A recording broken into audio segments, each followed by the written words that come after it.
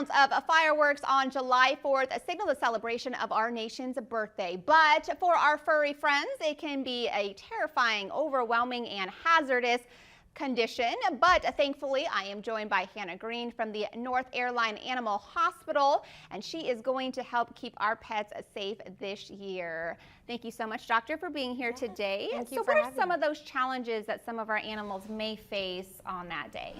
So I think it's important to remember that firework anxiety is kind of on a spectrum, right? So you have some animals that are just a little nervous. You know, they seem like they're maybe panting or pacing or drooling, or they're trying to hide, and they just seem a little unsettled. And those are animals that are maybe on a 1 or a 2. And then you have animals that are at a 10 that are literally trying to escape the house. Sure. I've had dogs bust through the sliding glass door of their porch and injure themselves and escape. So it can be pretty serious. Okay.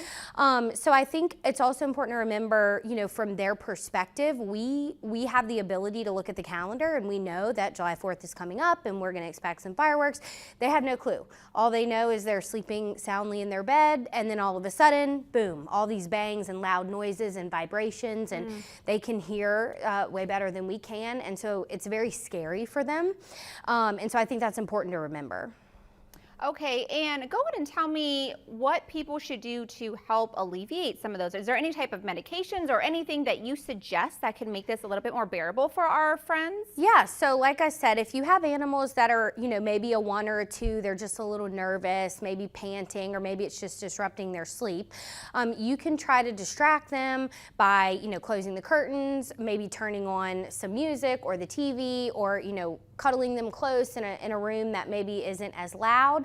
But then for those animals that are, you know, are definitely more high anxiety, you know, maybe an 8 or a 9, we definitely have medications that we can give these animals to reduce fear and anxiety and help them rest during that time.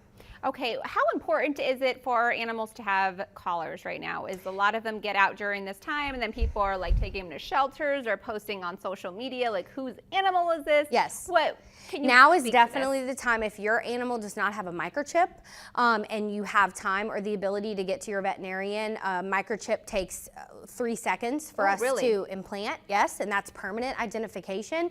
So any time that animal is brought into a shelter or a rescue organization or a vet clinic, we all have universal microchip scanners that we can scan and identify those pets. It's also very important that once you have your animal microchip, that you register the information to you. There's nothing more heartbreaking than finding an animal that has a microchip but it's never been registered, so we don't know who to call. So that's number one. If you can't do that, then get a collar and get a tag made, right? Something that's visible, that people can identify and call you.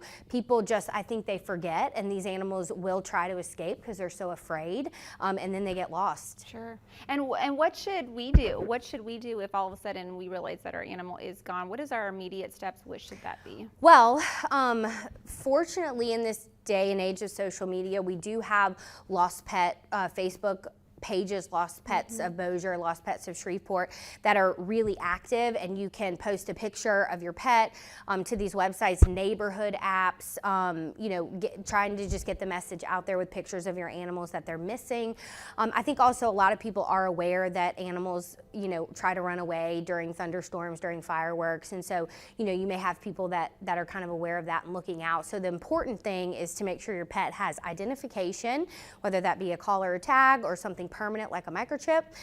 Have pictures of your animal that you can post it, and go ahead and join those Facebook pages and those social media outlets ahead of time, especially if you know that you have a really high anxiety animal. Okay. Do you believe in any type of like weighted vest or anything like that? Yeah, so they have things like thunder shirts, which are just essentially like a tight wraparound shirt that you can apply to your animal to make them feel like they're receiving a hug. Apply some compression, can reduce anxiety. But again, those are going to be for your animals that are on the lower to medium spectrum of fear. Okay. If you have animals that are an 8, 9, or a 10, a thunder shirt's probably not going to cut it, and you need to contact your veterinarian. Hopefully you have a relationship with your veterinarian and they can get you some anti-anxiety medication, and then you need to keep them secure. Okay, and what if people don't have their vet right now? Are you receiving animals at this time or clients? Yeah, so in order for us to prescribe anti-anxiety medications to pets, we do have to have an established patient relationship with them. Okay. So we have to have seen those patients before. Now I know certainly at our practice we're very fortunate in that we have 4 doctors that we can usually accommodate same-day appointments or things like that. But you will have to have an established relationship with a veterinarian to receive medication. Okay. But things like Thunder shirts you can purchase online or you can get at the pet store. And then just again being aware if your animal is one of those high anxiety animals that you're going to need to be around them and be attentive and keep them secure. And I know sometimes people even leave music on, leave TVs Yes. on and stuff like that. Is that Yes. just to kind of, you know, drown out the background? Yes, it's to drown out the background noise, and like I said, it's it's the best that we can do, but we do have to understand that animals' auditory abilities are much more advanced than ours, and so they can also sense pressure and vibrations much better than we can. And so, you know, like I said, for your dogs that have mild to moderate anxiety, that's going to work well.